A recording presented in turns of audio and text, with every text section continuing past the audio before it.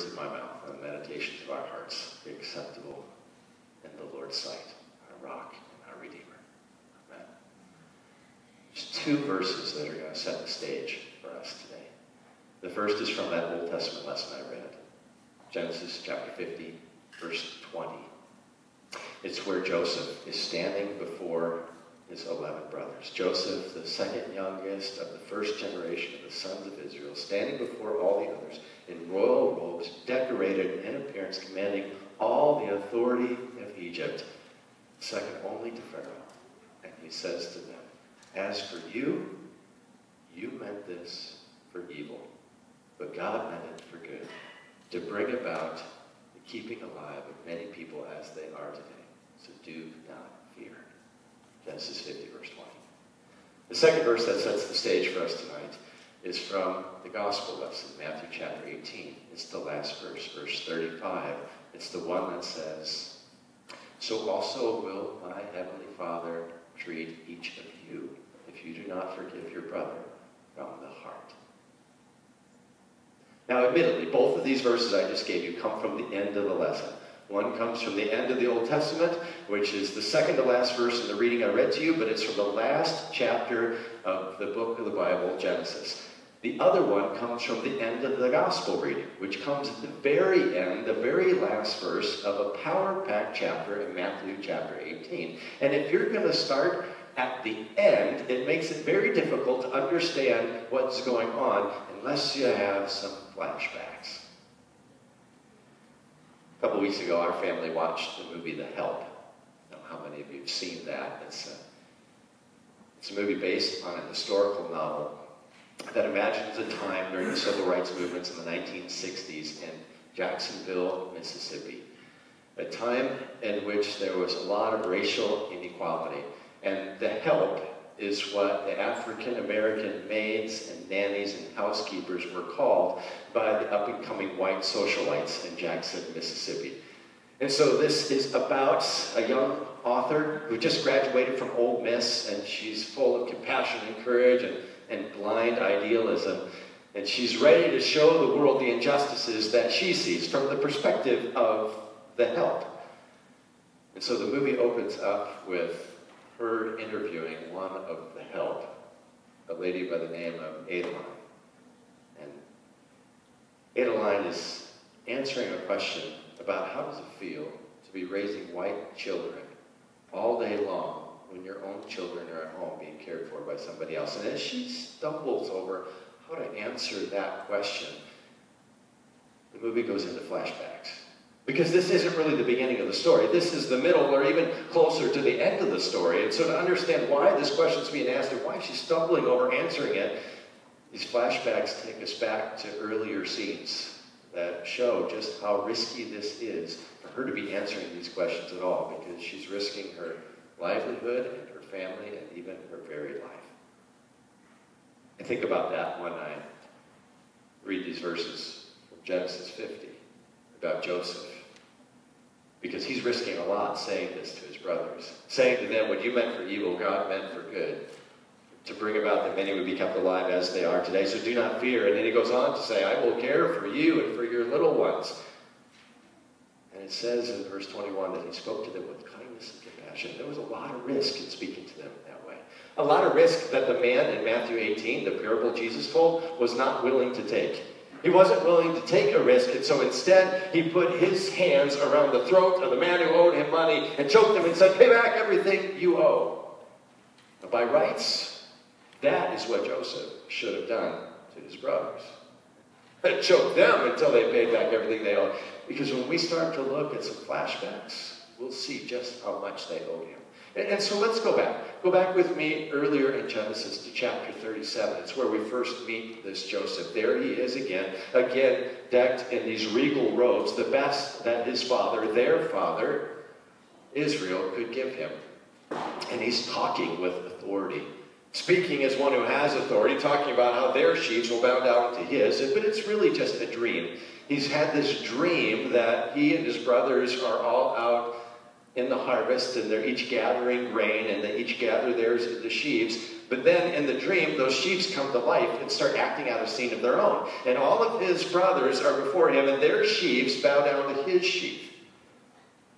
And they hate him for it, because his dreams are always this way. They always build him up and put them down.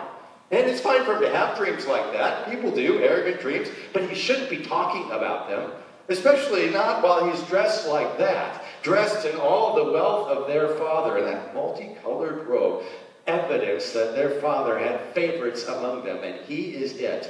Oh, they hated him for it. And so they decided to strip him of it. Not just strip him of the robe, but strip him of that arrogance. And strip him of that place in the family as the father's fortunate son.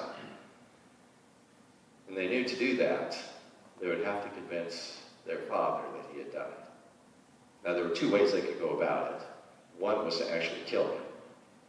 The other was to offer him to the highest foreign bidder and sell him off as the help to a foreign country. And then he would be out of their hair, the father wouldn't know any better, and he would be unable to come back. That's the one they opt for. And no one cares about Joseph's story, not while he's serving as the help, and not what happens to him while he is treated less than human, and even falsely accused and then thrown into prison, and prison for years. 5 chapters of Genesis are dedicated to the plight of Joseph in those turbulent years, which should have been the best years of his life. Those flashbacks to those things, remind us how Joseph, by rights, should have treated these brothers. And is how they expected to be treated. It's why they lied to him at the beginning of that reading I read to you from Genesis chapter 50. You see, they say to him, your father gave us this command before he died to say to Joseph, your brother, forgive the transgressions of your brothers and their sin because they did evil against you. And so now please forgive us as the servants of the God of your father. Yeah, we know that if you flash back to Genesis, that's in chapter 50, verse 16 and 17. But if you want to flash back, go to every passage in Genesis. You won't find their father Israel saying those things. No, we find out why they're saying those in the very first verse I read to you. It's because Joseph's brothers saw their father was dead, and they said, oh, it may be that Joseph will hate us and pay us back for all the evil we've done to him. See, it's just a part of their scheming and their conniving. See, they knew how it works. They know that what goes around comes around. They know that Joseph had the right to demand everything back from him for all the evil that they had done to him. And so they're the same as they always were, scheming and conniving. These brothers who never do in this book get what they deserve. That's exactly why the man in Jesus' parable puts his hands around the throat of the guy that owes him money. Because he keeps flashing back to what he's owed. He keeps flashing back to the wrong that's been done to him. This guy has borrowed my money and he has not paid it back, and nothing's changed because here he is again. He's before me and he still can't pay. And he's begging for mercy. Oh, just another excuse for laziness. So off to the jailer with you until you pay back all that you owe. That's what Joseph should have said to these brothers. Off to the jailer with you until you pay back all that you owe to me. These two chapters, Genesis chapter 50, Matthew chapter 18, are both about forgiveness. And the reason I'm sharing this message with you in these flashbacks back and forth is so that you can see how the wrong kind of flashbacks wreak havoc on forgiveness as God sees it. And you and I are royal authorities in flashbacks. Because we're people. People are royal authorities in flashbacks. Not only do we watch all kinds of movies and read stories where a flashback is used as a literary device in order to draw the reader in, but we're also doing it all the time in our own mind. Always flashing back to these things that have happened to us and the evils and the hurts that have been caused to us. So in the movie that I was telling you about, The Help, Aibileen is talking one night in one of these writing sessions with that young author who is sharing the story of injustice from the perspective of the help. And as she shares with her over the kitchen table, she shares with her the worst of the hurts and the loss in her life. She talks about her son. Now, her son worked for one of the lumber companies in town. But one day he was injured critically on the job. And when he was injured, instead of his co-workers and employer rushing him to the nearest hospital, they let him languish there on the work site until the shift was over. And then the foreman and the co-workers piled him in the back of a pickup truck and drove him miles away to the colored town and dumped him out of the truck onto the ground in front of the colored hospital and drove swiftly away. And her son didn't make it. He died that night. And she would never forgive not only that employer, but everybody in the employer's race. Now, we may have never been caught up in those atrocities of racial prejudice that took place in our country years ago, or some that are still taking place in areas where violence is cropping up because of these racial issues. But we do have our own issues in our life. We've got those people who've hurt us that are hard to forgive. It's like that disrespectful neighbor, the one that has transgressed on your decency too many times. It's like that sister that you have. The one who not only mistreated you in adolescence, but now in adulthood or self-absorption, and not even being responsible to help and then caring for your aging parents. It's like that co-worker, the one who said that comment that started that inner office gossip pool about you. It's like that friend, the one that borrows and borrows and borrows and never gives anything. And when he takes, he never gives it back. And when he finally gives it back, it's never in as good a shape as when you lent it. See, as long as we're flashing back to these things, well, we're always reminded of them whenever that person shows up. And not only are we reminded of them, but we're hypersensitive to whenever they're acting that way again, if they haven't changed. And it gives us cause to be justified and wanting to take it out on them and be paid back for everything they have done to us. So how is it that Joseph in this text can look at these brothers who've done so much evil to him and say to them, am I in the place of God? Although you meant this for evil, God meant it for good, for the bringing about that many people should be kept alive as they are today. So do not fear. How is it that Joseph can say those things to them when all these flashbacks are in his life? It's because Joseph is no longer flashing back to all of those events in his life. Joseph's no longer flashing back to the evil that's happened to him. He is flashing back to the grace that found him. So Joseph is flashing back to another place. He's flashing back to the time when he was the help in Potiphar's house, and the Lord blessed that Egyptian's house because of him. Genesis chapter 39, verse 5, it says, and the Lord blessed the house of the Egyptian on account of Joseph. Joseph's mind flashes back to that one time when he was in prison, on that day when Pharaoh called him out of the prison and brought him up out of the pit to stand before him. Joseph's mind flashes back to God's grace on that day when Pharaoh asked him about his dream, and Joseph, after interpreted it, waited to hear a response from this, the most powerful man in the world. And Pharaoh said to him in Genesis 41, 39 and following, if God has given you this wisdom and discernment, there is no one as wise as you. I will set you over all of Egypt. And then Pharaoh took his signet ring off and put it on Joseph's hand. And he took white linens and put them around Joseph as a royal robe. And he put a gold chain around his neck.